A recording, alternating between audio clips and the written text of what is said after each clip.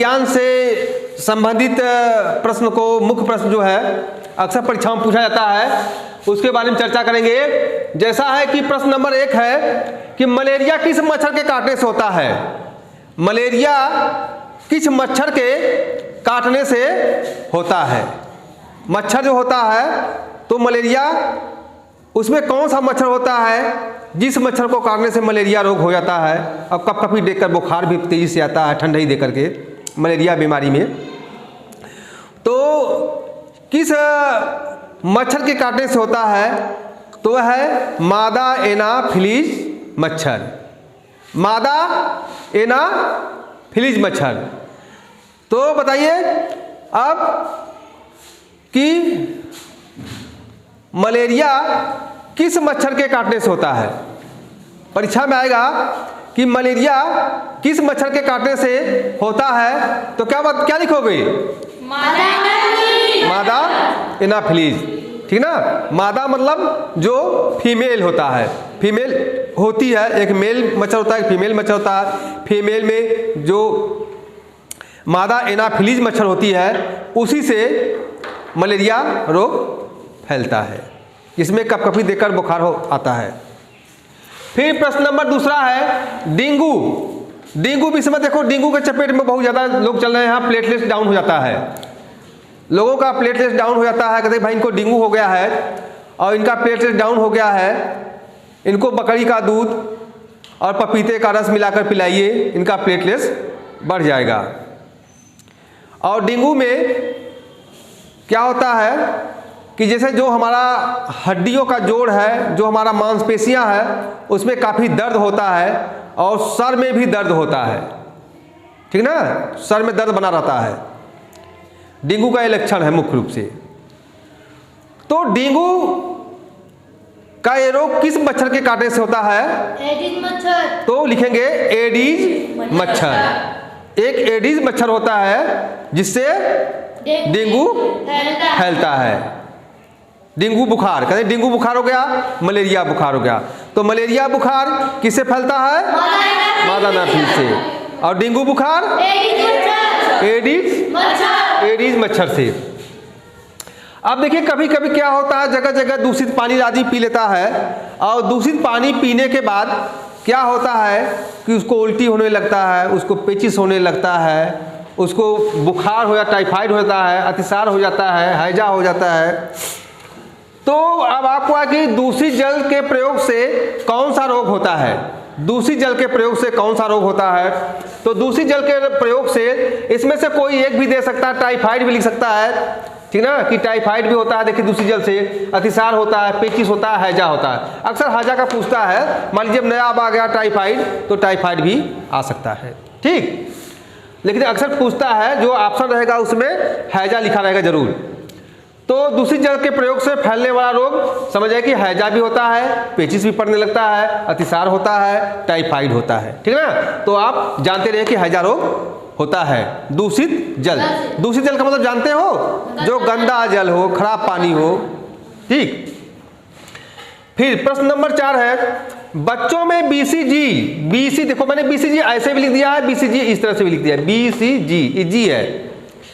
बच्चों में बीसीजी का टीका किस रोग के रोकथाम के लिए लगाया जाता है? बच्चों में बीसीजी का टीका। अब बीसीजी आपको ऐसे भी लिखा मिल सकता है, ऐसे भी लिखा मिल सकता है।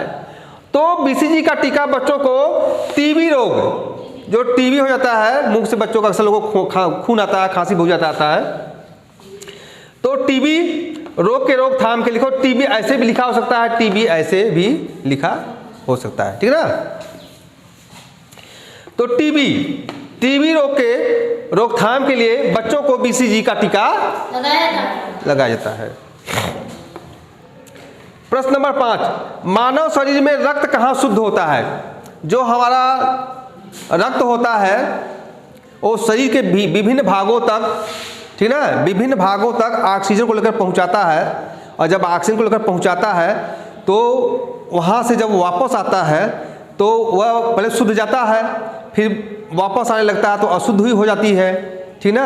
जो अशुद्ध हो जाता है तो फिर उसका शुद्धिकरण भी होना जरूरी है, उसका सफाई करना भी जरूरी है। तो शुद्ध कहाँ होता है?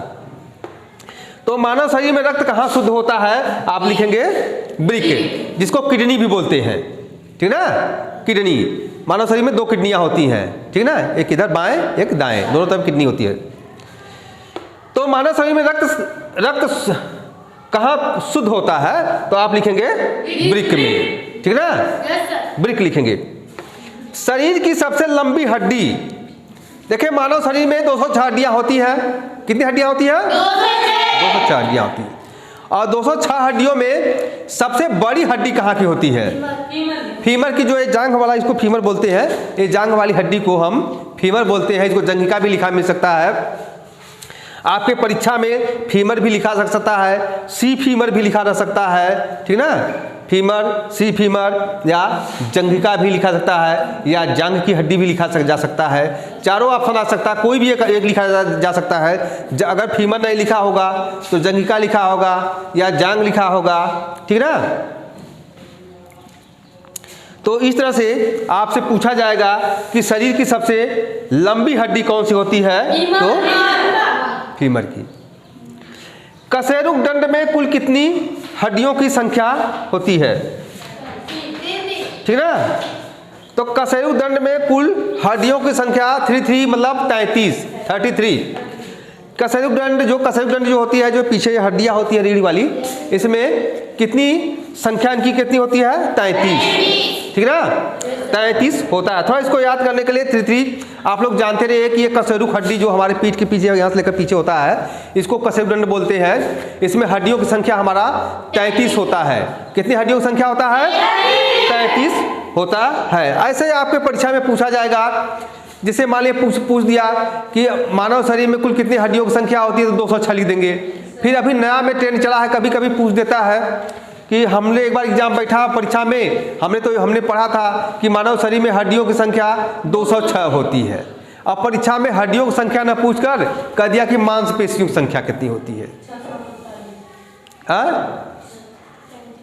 हाँ, तो उसका 369 होता है, ठीक ना। मांसपेशियों की संख्या हमारा 639, 600।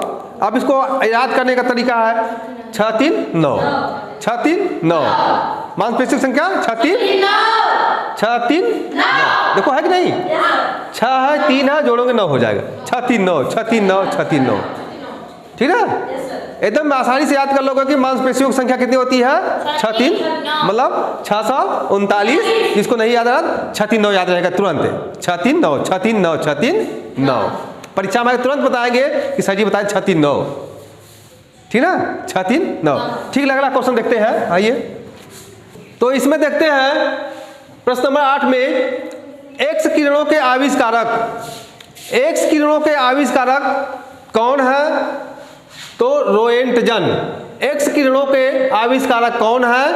रोएंटजन। एक्स किरणों के आविष्कारक कौन है? रोएंटजन। सिस्मोग्राफ से किसकी तीव्रता नापते हैं? सिस्मोग्राफ से किसकी तीव्रता नापते हैं? तो भूकंप की। यह आपको परीक्षा में आ सकता है कि भूकंप से हम किसकी तीव्रता नापते हैं? आप भूकंप नापने के लिए कौन सा यंत्र प्रयोग करते हैं? ठीक ना, सिस्मोग्राफ। प्रश्न नीचे से ऊपर कर सकता है, ऊपर से नीचे पूछ सकता है कि भूकंप नापने के लिए किस यंत्र का प्रयोग करते हैं? तो सिस्मोग्राफ, ठीक ना। भूकंप नापने के लिए हम सिस्मोग्राफ का प्रयोग करते हैं। या सिस्मोग्राफ से हम किसकी तीव्रता नापते हैं? तो भूकंप की। ठीक, देखिए प्रश्न नंबर 10 जो है, प्रकाश वर्ष किसका मात्रक है? यह अक्सर परीक्षाओं में पूछता है, बढ़िया से इसको याद कर लेना कि प्रकाश वर्ष। अब ये प्रकाश वर्ष जैसे देखेंगे तो उसमें कि वर्ष तो जो है समय का होता है, 1 वर्ष, 2 वर्ष, 3 वर्ष, 5 वर्ष, ये समय बताता है। लेकिन यह प्रकाश वर्ष समय का मात्रक नहीं है, दूरी का मात्रक है। प्रकाश वर्ष किसका मात्रक है? दूरी का। तो परीक्षा में आएगा कि प्रकाश वर्ष किसका मात्रक है, तो क्या बताओगे? दूरी का बताना है आपको। ठीक, प्रकाश वर्ष दूरी का मात्रक है। अब देखिए ऊर्जा के नवीनीकरणीय स्रोत, अब देखिए नवीनीकरणीय स्रोत ऊर्जा के और अनवीनीकरणीय ऊर्जा के स्रोत, नवीनीकरणीय ऊर्जा के स्रोत और अनवीनीकरणीय ऊर्जा के स्रोत। जैसे कि नवीनीकरण मतलब नया जो ऊर्जा का हमारे वैज्ञानिकों ने ऊर्जा को खोज किया कि हम इससे भी ऊर्जा प्राप्त कर लेंगे। जैसे सोलर ऊर्जा, सोलर इसमें चला नहीं, जो सोलर ऊर्जा घरों पर लग रहा है, सोलर सेल से देखिए बाद जहाज भी चला आया था।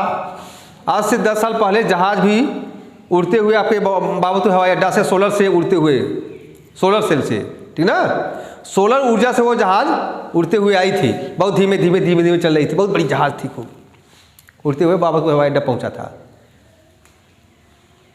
तो सोलर ऊर्जा बाद में वैज्ञानिकों ने सोलर ऊर्जा से खींचा, पहचान ऊर्जा निकाले।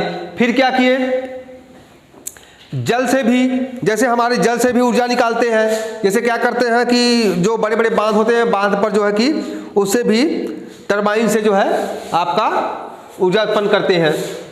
वायु से जैसे पवन चक्की, पवन चक्की जैसे हवा चलता है तो पंखा डोलता है, तो उसमें जो है टरबाइन से उससे ऊर्जा निकालते हैं, उससे भी ऊर्जा उत्पन्न करते हैं। तो ये नया नया खोज हुआ, इसलिए नवी, इसे नवी का मतलब नया, नवीनीकरण, नवीनीकरण मतलब नई खोज हुआ है। नहीं पहले सबसे पहले जो हमारा जो ट्रेन चल रहा है इस समय, बिजली से ट्रेन चलता है ना, पहले बिजली से ट्रेन नहीं चलती थी, पहले कोयला चलता था। हाँ, कोयले से जो हमारी रेलगाड़ी है, ट्रेन, वह पहले कोयला चलता था, क्योंकि उसी को ऊर्जा का स्रोत मान लिए थे, इसलिए कोयला हमारा अनवीनीकरण स्रोत है। कोयला हमारा अनवीनीकरण स्रोत है। समझ में आया? इससे देखो, इसमें कोयला, पेट्रोल, डीजल, ये सब अनवीनीकरण स्रोत होंगे।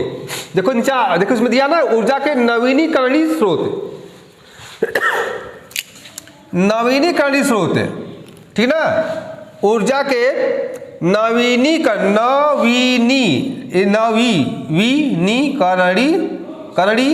स्रोत, ऊर्जा के नवीनीकरणीय स्रोत वायु, जल, सूर्य, ठीक, नया ऊर्जा के स्रोत। तभी देख रहे हैं हम कि सोलर पंप जगह जगह लग रहा है, सोलर प्लेट बैठा करके सूर्य ऊर्जा से, सोलर ऊर्जा से मशीन चला रहे हैं, पंखा चला रहे हैं, टीवी देख रहे हैं, ठीक ना, कूलर चला रहे हैं, पवन चक्की चल रहा है, जल से बांध बनाकर बिजली उत्पन्न कर रहे हैं। फिर देखिए नवीनीकरणीय, और इससे आगे अ लग गया, अ मतलब अनवीनीकरण, अनवीनीकरण, हाँ पुराना, अनवीनीकरण ऊर्जा का स्रोत। अनवीनीकरण ऊर्जा का स्रोत पहले क्या था, कोयला, पेट्रोल, डीजल, ठीक ना, कोयला, पेट्रोल और डीजल से हमारी गाड़ियां चलती थी। जैसा मैंने बताया कि ट्रेन पहले कोयला चलता था, तो अनवीनीकरण ऊर्जा का स्रोत आपका कोयला, पेट्रोल, डीजल होगा। प्रश्न नंबर 13, किस वैज्ञानिक ने विद्युत बल्ब जो ये बिजली का बल्ब होता है, मैंने बताया कि विद्युत बल्ब बिजली का बल्ब होता है, उसके अंदर जो है कौन सा तार लगाता है, टंगस्टन धातु का तार होता है, और उसमें आर्गन गैस भरी होती है, जो अक्रिय गैस होती है। तो उस बल्ब का आविष्कार किसने किया था? हाँ, Alva Edison. Alva Edison, shortcut में उसको हम एडिसन कहते हैं, ठीक ना, एल्वा एडिसन को शॉर्टकट में एडिसन कहते हैं। यदि इसके आगे एल्वा लिखा है, एल्वा एडिसन लिखा रहेगा तो भी एडिसन पढ़ लेगा। यदि एडिसन लिखा है तो समझ लीजिए कि बिजली का बल्ब जो जलाते हैं आप लोग घरों में, उसकी खोज सबसे पहले एडिसन ने किया था। हाँ, एल्वा एडिसन ने। आप सीधे नहीं याद है तो एडिसन नाम जानते रहिए कि विद्युत बल्ब का आविष्कार एडिसन ने किया था। अब वायुमंडली, अगला प्रश्न, वायुमंडलीय दाब किस यंत्र से मापते हैं, ठीक ना, वायुमंडलीय दाब किस यंत्र से मापते हैं? जो हमारा वायुमंडल का दाब है, हमारे ऊपर वायुमंडल का दाब है, किस यंत्र से हम उसको मापते हैं, ठीक ना, तो उस यंत्र का नाम है बैरोमीटर। वायुमंडलीय दाब किस यंत्र से नापते हैं? बैरोमीटर। परीक्षा में आएगा कि वायुमंडलीय दाब किस यंत्र से नापते हैं, क्या लिखोगे? बैरोमीटर। वायुमंडलीय दाब बैरोमीटर से नापते हैं। ठीक है, अगला क्वेश्चन देखते हैं। तो देखिए प्रश्न नंबर 15 में कि बंदूक से, जब बंदूक से हम गोली चलाते हैं तो बंदूक से गोली निकलता है तो हमारी बंदूक पीछे तो घसक आती है, झटका देता है। तो बताइए बंदूक से जब गोली निकलती है तो बंदूक में उस समय कौन सी ऊर्जा होगी? गतिज ऊर्जा होगी। जब बंदूक में से गोली चलाते हैं तो बंदूक जैसे गोली निकलता है, बंदूक हमारा गतिज ऊर्जा में आता है और गोली में भी गतिज ऊर्जा, दोनों में गतिज ऊर्जा हो जाता है, ठीक ना। बंदूक से गोली निकलने पर कौन सी ऊर्जा होगी? गतिज ऊर्जा। आपके बंदूक में भी गतिज ऊर्जा हो गई और बंदूक में भी गतिज, गोली में भी और बंदूक दोनों में हो गया। अब देखिए दीवार में दीवार घड़ी जो दीवार में घड़ी टंगा होता है उसमें देखेंगे कि पेंडुलम जो लटका होता है टन टन बोलता रहता है, तो उसी को बोलते हैं पेंडुलम। दीवार घड़ी में पेंडुलम की गति में कौन सी गति होती है? दीवार की घड़ी में जो पेंडुलम की गति होती है उसमें कौन सी गति होती है? तो आप लिखेंगे आवर्त गति। कौन सी गति होती है? आवर्त गति होगी। अब किस ताप पर जल का घनत्व अधिकतम होता है? किस ताप पर जल का घनत्व सबसे अधिक हो जाता है और आयतन कम हो जाता है? आयतन सबसे कम हो जाता है और घनत्व अधिक हो जाता है। तो 4 डिग्री सेंटीग्रेड पर, 4 डिग्री सेंटीग्रेड पर जल का घनत्व सबसे अधिक हो जाता है और आयतन कम हो जाता है। अब आइए आगे प्रश्न नंबर 18, नीचे गिरते हुए पिंड की गतिज ऊर्जा पर क्या प्रभाव पड़ता है? जैसे मान ले कोई पिंड है, पिंड को हम ऊपर से छोड़ देंगे, वह नीचे गिरता हुआ आ रहा है, तब उस पर बताइए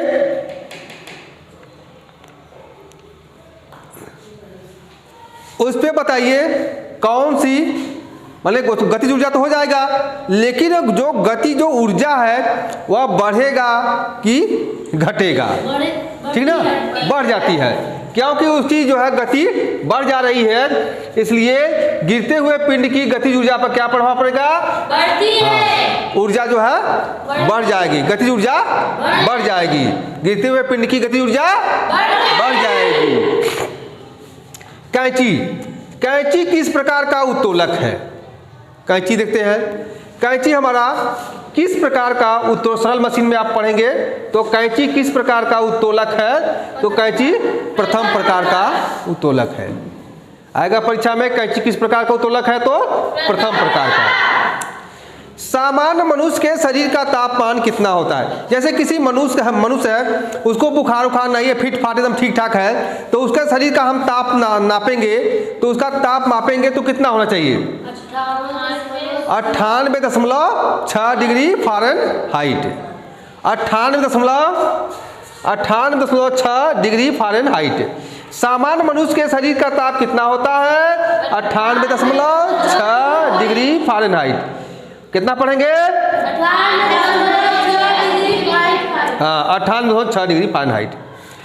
जल की विशिष्ट ऊष्मा कितनी होती है? जो हमारा पानी है, जल है, अभी जल की विशिष्ट ऊष्मा कितना होता है? तो जल का विशिष्ट ऊष्मा जो है 4200 जूल, जे माने जूल, 4200 जूल प्रति किलोग्राम डिग्री सेंटीग्रेड। ठीक है, 4200 जूल प्रति किलो, देखो इसको मतलब प्रति, कैसे किलो जी से ग्राम, किलोग्राम डिग्री सेंटीग्रेड। 4200 जूल प्रति किलोग्राम डिग्री सेंटीग्रेड। जल की विशिष्ट ऊष्मा आएगा तो 4200 जूल प्रति किलोग्राम लिख लेंगे।